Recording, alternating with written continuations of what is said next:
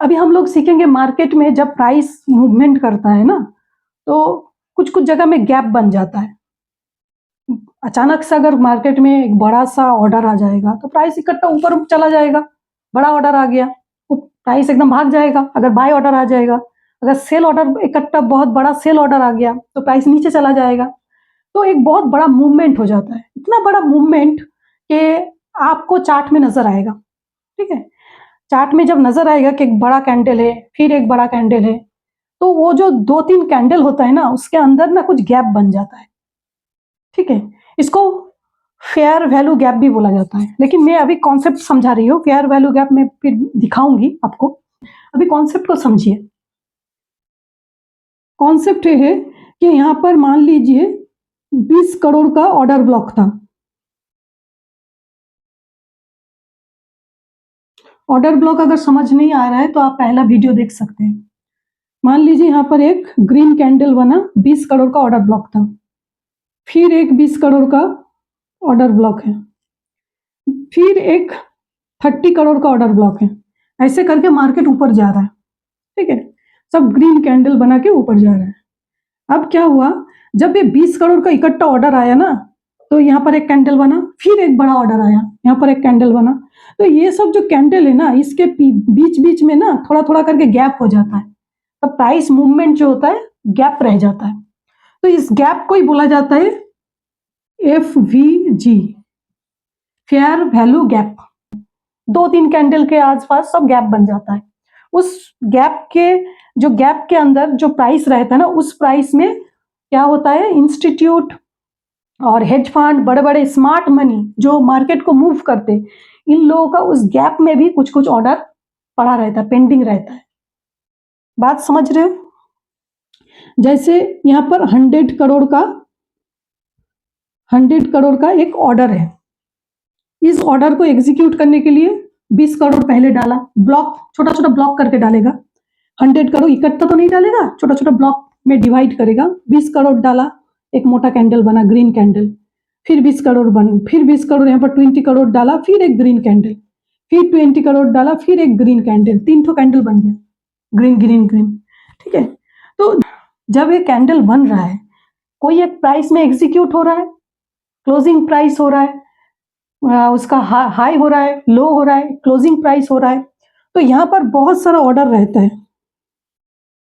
जैसे 100 रुपए का स्टॉक है, जैसे 100 रुपए में ऑर्डर, क्वांटिटी है 5000। फिर 100 रुपए 50 पैसे में ऑर्डर, इसका भी 10,000 क्वांटिटी। फिर 101 रुपए का ऑर्डर, इसमें भी 10,000 क्वांटिटी। तो यहाँ पर क्या है, 100 रुपया यहाँ पर था, अच्छे से समझिए। यहाँ पर 100 रुपया प्राइस था, यहाँ पर 0.05 था, फिर 101 रुपया था। तो यहाँ पर छोटा छोटा बहुत सारा गैप रहता है। यहाँ पर भी ऑर्डर रहता है, स्मार्ट मनी का ऑर्डर यहाँ पर भी रहता है, लेकिन प्राइस इकट्ठा अगर 20 करोड़ डाल देगा तो ऊपर इकट्ठा भाग जाता है ना। बहुत सारे छोटा छोटा ऑर्डर रहता है ना, ये एग्जीक्यूट नहीं होता है, बीच में ऐसा ऑर्डर पेंडिंग रह जाता है। सब ऑर्डर छोटा छोटा जो ऑर्डर रहता है, प्राइस तो भाग गया, 110 रुपया हो गया, किंतु 110 रुपए में तो सब ऑर्डर नहीं था। 105 रुपए में था, 103 रुपए में था, 101 रुपया में था, 100,000.50 पैसे में था। तो बहुत सारा छोटा छोटा ऑर्डर रहता है, क्योंकि इकट्ठा बड़ा ऑर्डर इकट्ठा ब्लॉक वाइज छोटा छोटा ब्लॉक में डिवाइड करके ऑर्डर रहता है, ऑर्डर ब्लॉक में। तो कुछ कुछ रहता है एग्जीक्यूट नहीं होता है, गैप बन जाता है। जब एक गैप बन जाता है ना, ये सब पेंडिंग, ये सब क्या है, स्मार्ट मनी का पैसा यहाँ पर पेंडिंग है। मान लीजिए यहाँ पर 10 करोड़ पेंडिंग ऑर्डर है, एग्जीक्यूट नहीं हुआ क्योंकि प्राइस ऊपर भाग गया, सब रह गया। तो स्मार्ट मनी क्या करेगा, इस ऑर्डर को फिर एग्जीक्यूट करने के लिए इस प्राइस तक लेके आने की कोशिश करेगा। यहाँ से फिर रेड सेल करेगा, सप्लाई बढ़ाएगा, रेड कैंडल यहाँ पर रेड कैंडल में लाएगा।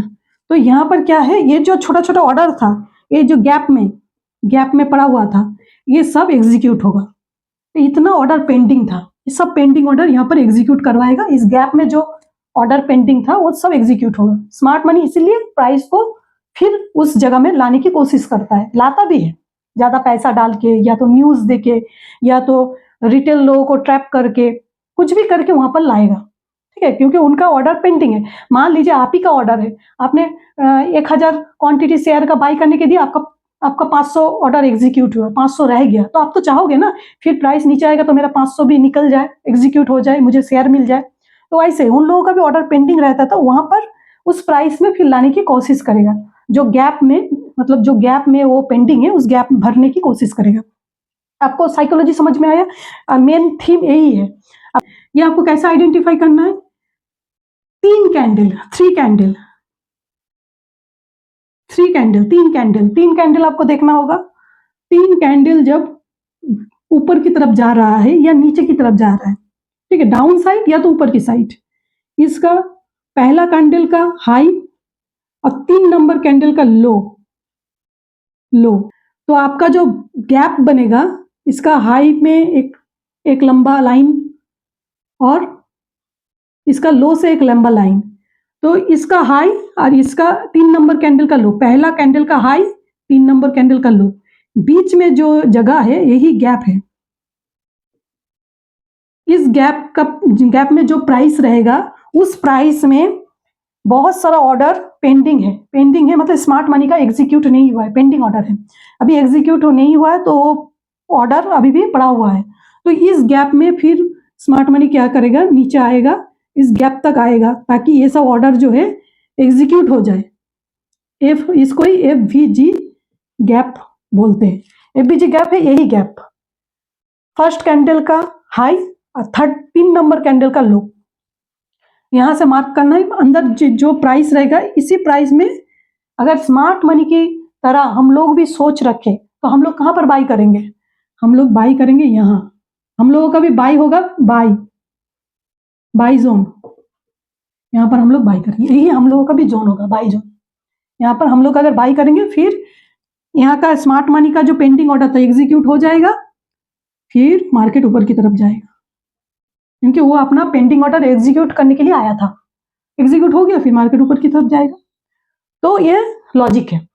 चार्ट में भी आपको दिखाऊंगी, लेकिन चार्ट में देखने के पहले आप पहले कॉन्सेप्ट को समझिए, ठीक है।